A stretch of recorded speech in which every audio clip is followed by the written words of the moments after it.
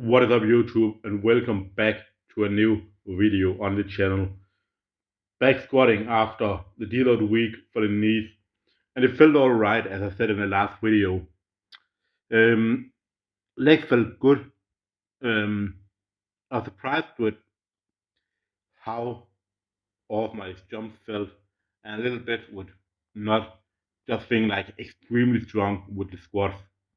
Like it was just like average strength. I feel like maybe just surprised to like couple trainings to be back into the movement, and then everything is gonna feel really, really good. But yeah, like starting out easily here, 3 sets of 7 with 130, where I could probably have done like 10 reps in the last set. I would say I would have been, I would have liked to feel like I could do more than that in the last set, right? Like considering I've done 3 pause with 160, where I felt like I could do two more. So 5 160, like if you're using like a calculator, rep calculator, where it's like every like from like 130, like every 4.5 kg ish is gonna be one rep, and it's gonna be like 6 7 reps extra. I should be able to do pause with 130, so like 10 12 13 reps. I mean, maybe I would be able to do that actually, so maybe it's fine enough. Um, yeah. Um, but I just felt like maybe I shouldn't like begin to struggle like as much as I did when Red become a store as I did when it's just when it's just 130 kg. I feel like, um, but I mean when you're doing pause reps in a front squat, sets of 7 are a lot of volume. Don't get that mistaken, because they're very different from back squat and safety bar squats, because they're the way that kind of putting you back into position, and you can basically like rest in the bottom. In the front squat, even though it's a quad that are responsible for you not beginning to fall forward and your elbows dropping down, you still have to be much more engaged with your arms and your lats to avoid falling over. So it's just like a ton of time in that difficult position. And it's also why you rarely see people do really high reps in the front squat, because even though yes you can do like 15 20 reps, at that point it might not be your legs but more also your arms that just becomes unable to tolerate the load. Now after the front squat, the 3 sets of 7 I did the last week of the pin press, banded pinch press here on the dynamic effort, and probably quite too difficult. Like 9 sets of 3, like every 45 seconds I went, where again, as usual, rotating grips. Um, but I was listening to some Matt Wenning videos because I remember some of the things he said about the dynamic effort is that he thinks it should be lighter than what they did in the West Side. Like in the West Side, when you use bar, use bands, you're going like, um, if I remember correctly, like 50%, 55%, 60%, um, which with bands like becomes in the middle of the movement, like on average in the last week, like 75% pretty much, and that is quite a lot of weight when you only have um, 45 seconds in between, so like 30 seconds rest in between reps.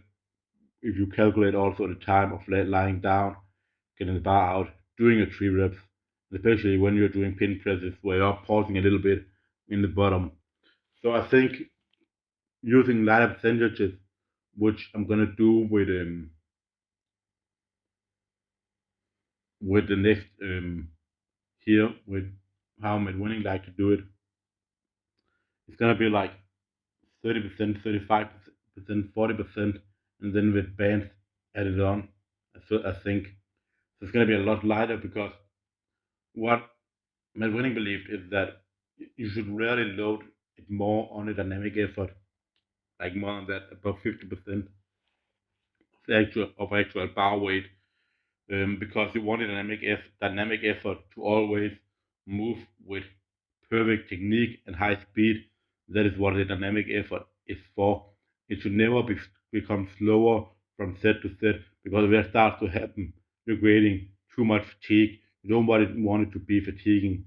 Obviously, when you're moving fast, and as I've talked about a ton on this channel, you're getting a high motor unit recruitment, which is equal to mechanical tension, blah blah blah, which is what is going to cause some fatigue. But I mean, you're going to be able to do that many times with this kind of lightweight, so it's not going to be that fatiguing. Now, I did also did pull-ups, and I'm going to do them lighter as well because especially after the past ones in the last block, I noticed that I went way too hard for it being dynamic effort. But being new to doing a dynamic effort, volume effort, max effort, and all these, and running a full conjugate program, these are the kind of things you expect to learn along the way and optimize all the time. So hopefully, going into the next week, it's gonna be a lot better and easier to progress over many weeks in a row. Then for the second part of the workout, where I go in after work, because you can see I have a new shirt on, I had my lateral raise and my preacher curls, and let me just say, like the lateral raises felt okay, but the preacher curl they felt absolutely amazing. It was clear to me that I've had a deload and it was just like well recovered because some weeks ago, like I think it was 5 weeks ago, I did 5 by 20 with 28 kg, and that was very tough. But doing these 5 by 20 with 30 and a half today, as you see in this clip, they were not tough at all. I did everything unbroken, and I felt like I could at least have done a couple more reps unbroken, and then maybe three more if I began to take breaks. Like you can see here that I'm not failing these whatsoever. So that was great, and gives me hope that hopefully in a week, 6 days from now, I can get 5 times 20 with 33 kg. Like, what the hell, man? What the hell? And maybe get close to, maybe get 20 with 45 kg this year. Like, that would be pretty damn sick. And yeah, also, pull ups actually felt extremely good today. Neutral grip pull ups, just body weight. Next week is gonna be 5 kg, then 10 kg. So hopefully they can stay this solid.